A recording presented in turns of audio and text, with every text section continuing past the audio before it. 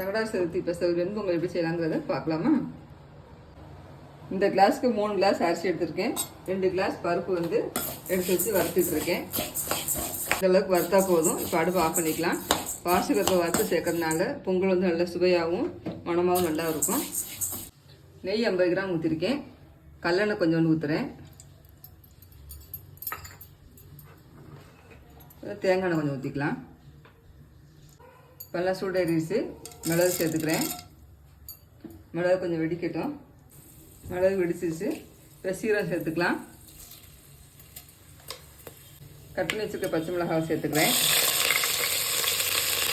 அதுக்கடுத்து இஞ்சியும் சேர்த்துக்கிறேன்.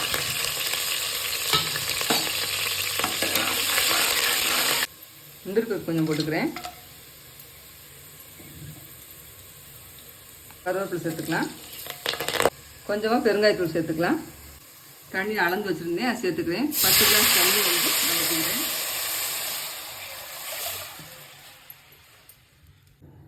ஒரு கிளாஸ் பால் ஊற்றிக்கலாம். பால் ஊற்றி செய்யும்போது பொங்கல் டேஸ்ட்டாக இருக்கும் நல்லா. இப்போ அரிசியும் பருப்பும் நல்லா கழுவிட்டு வந்துட்டேன், அதை சேர்த்துக்கிறேன். உப்பு போட்டுக்கலாம்.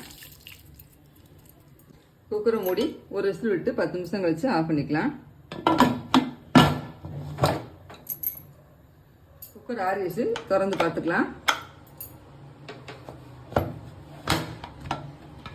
சூப்பராக வந்திருக்கு.